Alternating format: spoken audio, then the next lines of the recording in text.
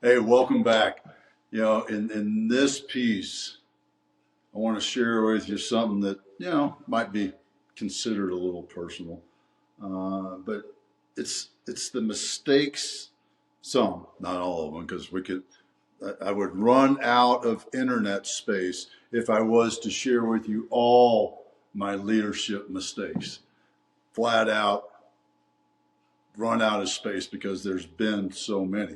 But what's interesting is what I did with those mistakes and what you can do with those mistakes when they happen. You know, a few of them have to do with people. A few of them have to do with actions, activities, and hey, do we go left or right? Oh, let's go right. And turns out we should have gone left. Little things like that, you know, we learn from. And that's where it all boils down. When you talk about mistakes, when you talk about failures, which is a word I don't care to use, and I'll explain that one here in a minute, it's what do you do with them? It's what do you do when that thing happens? I'll give you a really quick personal example. So Monday, I was going for one of my walk around the neighborhood here real quick, do a quick lap of the street, if you will. And it's wintertime here. And our street is icy. And there's one spot that I know is icy. So I'm being extra careful on that spot. Well, I get beyond that spot to where I believe I'm in a more safe zone, except I wasn't. And next thing I know, feet are out from underneath me. I'm laying on the ground. But you know what I did after I did the personal assessment, make sure all the bones and joints are all still in the right place? I got up. And you know what I did? Even though my mind said, well, should I go back down my driveway and sit in my office and go, whew, man, I'm glad I didn't get hurt? Or should I finish that walk? Guess what I did? I finished that walk. We're talking about something so simple, but this is an example of what you do when you make a mistake. So what mistake did I make? What did I learn in that moment? Because you know what? I went back out and I walked a couple more times. And as soon as I stood back up, it was still slick ice space. So I adjusted my pace and I adjusted where I walked. I learned from that happening, from that mistake, from taking that route to taking a more safe and secure route and adjusting the pace that I was on, that I was taking, no longer big giant strides, move out. Let's slow it down a little bit and make sure that it's sure footing and keeping my balance and staying focused. That's what I learned from that. And what's interesting is if you can do this in one space in your life, slipping on the ice, then you can do it in another space in your life. That's the great thing about being who we are. If I can do something in one area of my life, if I can be focused and skilled and dead set on what I'm going to do, make a mistake and learn from that mistake by walking on the ice, then you know what? In business, as a leader, I can do the same thing.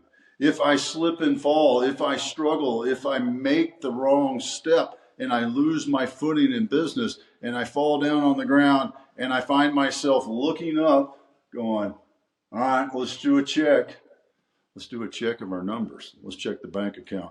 Let's check the employees. Let's check the billable, our accounts receivable, our accounts payable. Let's check the hours that we've put in. Let's check our client engagement. Let's check our data. Let's make sure all these things are where they should be. And then assess and move forward and not make that same mistake again, not slip on that ice again and make the mistake. So I told you I'd come back to failure. So there's in the startup world, the phrase fail fast, fail forward, fail often. That's great. Here's what that means. So fail fast first. Fail fast. What does that mean? That means quit screwing around. Quit trying to make everything perfect. Take a step out and see what happens. Take the risk. Step into the world. Go forward with your project. Go forward with your business and see what happens. That's fail fast. Quit trying to get something perfect and just move out with the best product. There's a reason it's called a mean viable product. Mean viable product. Mean viable means it can get the job almost done. So take that step and start moving forward with it. That's fail fast.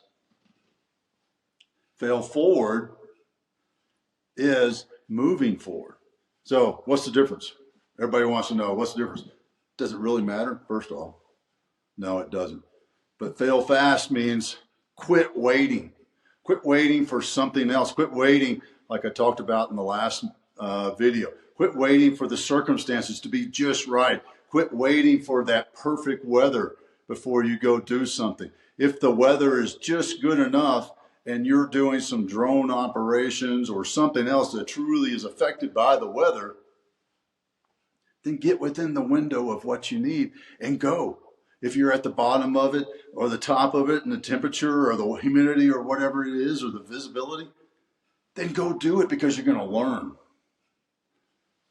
And when you fail forward, you're taking action to move you forward. There's a great line in a country song, 1 step forward, 2 steps back. Don't make much progress like that, but I'll tell you this. Somebody who takes 1 step forward is making more progress than anybody who doesn't take any steps. Because if I take 1 step forward and I get knocked 2 back, guess what I get to do? I get to learn what knocked me back. And the next time I take a step forward, I'm not getting knocked back 2 steps. I may only get knocked back 1 step or 1.5, but I'm not getting knocked back 2 steps. So that 1 step forward, 2 steps back is moving me forward, even though it sounds like it in a good old country song that makes you feel sad and wants you to cry in your beer. But you are moving forward. That's the power of 1 step forward, even though it's 2 steps back. That is what fail forward means. Another way of thinking about it, think about football, the NFL. What do they always tell a running back or anybody running with the ball? They tell them to fall forward. What happens when you fall forward with a football? If I'm holding the ball here and I fall forward, I'm 6 foot plus tall. That's 2 yards. That's 2 yards tall. So if I'm holding the ball here and I fall forward, I've just gained 1.5 yards. I've moved forward. So if I fail fast and I fail forward, I am making progress no matter what happens. And then the third one, fail often. That means do another iteration. Get up and do it again. You slip and fall, get up and try it again. You fall forward, you get up and go to the next play, fall forward again. You try something and it doesn't work.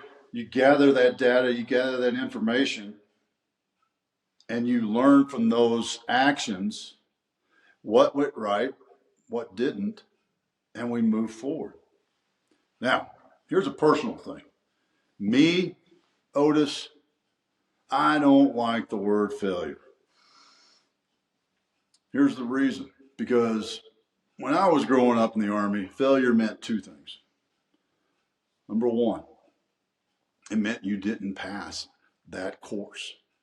You didn't pass that school. That meant you went back to your unit as a failure. You did not get to try again. There was no such thing as fail fast, fail forward, fail often. You failed once and you were gone. Second reason I don't like failure, the word failure in my book, is because in my book, when I was growing up as a leader in the Green Berets, if I failed somebody with my decision, my actions, there was a good chance somebody was going to get killed or hurt very badly, physically hurt.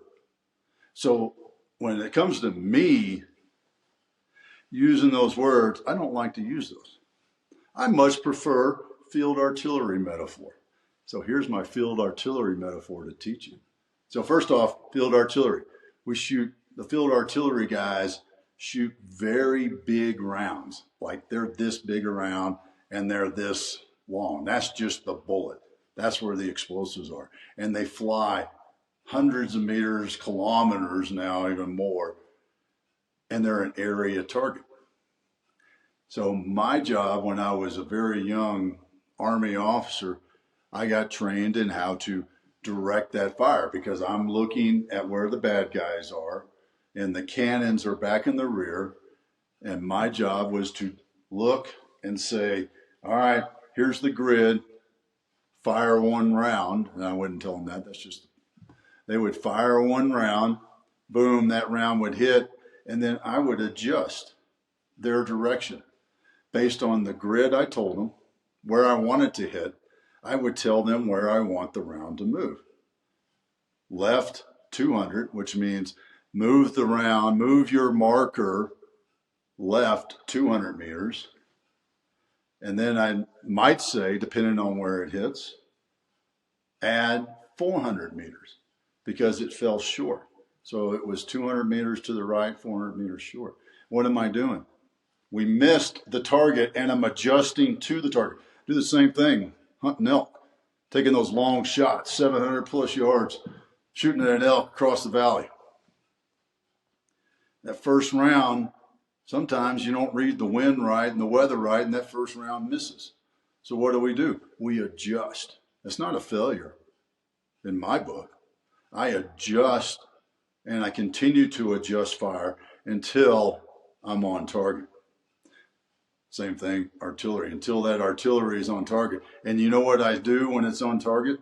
Fire for effect. You know what happens in elk season when I'm hunting and I'm on target? I get elk steaks. That's what it is. That's why I talk about reiterate or doing iterations.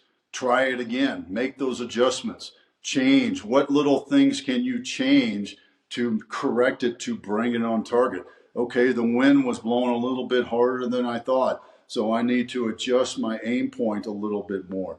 There was more people interested than I thought, and my system crashed. So I need to figure out how to build my system to where it can handle a larger crowd. It's the same thing. It's a play on words, right? I'm adjusting my fire until I'm on the target. And when I'm on the target, I'm accelerating. I'm building on it. I'm exploiting getting it right. That's what we do when we get it right. It's not, oh, well, I missed. I took my one shot at a bull elk, missed, throw the rifle on my shoulder and walk off. Even if I can't get that bull elk, like if it's scared off or ran off, you know what I'm doing the next day? I'm calculating, what do I need to do different? Was it my squeeze? Was it my hold? Was it my guess on the wind, the elevation, all these sort of things? I'm doing that so that I get a more accurate shot next time, so that I'm on target. You do the same thing in business. What's the numbers? What's my data? What points do I need to make and understand in order to make sure that I'm on target? Oh, I'll give you one example that stuck with me for a long time as a leader of a mistake I made. We were on a training exercise at the National Training Center. It's Fort Irwin, California. It's just this big desert, massive training center that allows the Army to do major maneuvers, and Air Force planes come in, and helicopters, artillery, all kinds of stuff going on. This is when I was a lieutenant in the engineers. And I had one of my section sergeants didn't perform as well as the other. And I had told him and his section that they needed to do a certain project to help another unit, and I told him, give him the specifics of it. And he decided that they didn't need to do that, that they needed to do something else. And rather than me as the leader stopping, waiting, pausing, and saying, all right, why did you make that decision? What was it that caused you to make that decision? What were the circumstances that you decided to go against what I told you to do and do what you thought you'd do? I didn't do that. I blew up. I yelled and screamed at him. I told him he was a piece of crap, and I fired him right there in public in the middle of the training exercise. And to this day, I think about that. I think about that every time I'm working with somebody on my team and they don't perform the way I believe they should. And I remember that moment 30 some odd years ago out in the desert with part of my platoon standing around doing some work and me dressing down that sergeant and telling him what a piece of crap he is and telling him he's fired and getting out of here. Now, was I right? Yes. But was I right as a leader in the moment? No. And that's the mistake I made. I lost my cool. I lost all ability to think clearly because I allowed my emotions to overcome me and become so frustrated with the performance that I blew up and I lost it, and I no longer saw any other opportunity except for the extreme measure of firing him. Looking back on that, I know that was a mistake. That's why I keep that memory so close in my mind, because I don't want to do that ever again. I don't want to be that leader that yells and screams at a teammate, especially in public, when they made a mistake, because there may have been reasons that he had and he saw that I didn't care to listen to. They may not have been right in the end. We may have still had that disagreement, but I failed as a leader to listen to him and understand where he was coming from and why he did that. So, don't allow the mistakes that you make to become a burden to hold you back. Use these mistakes, because we all make them. Use the failures, use the missed targets to learn from and grow from. Because if you're not screwing things up, you're not trying very hard. Okay? If you're not falling, you're not trying. I used to say that all the time when I was teaching people how to ski. If you're not falling, you're not trying, because that means you're not pushing yourself. Same thing in business. If you're not screwing things up, making something break, breaking something, screwing something up, putting it in the wrong category, calling the wrong person, saying the wrong thing, then you're never going to learn. Take those risks. Move out with action and decisiveness. And take the risk, make a mistake, get back up when you slip on the ice, and learn from it. Don't step in that spot again.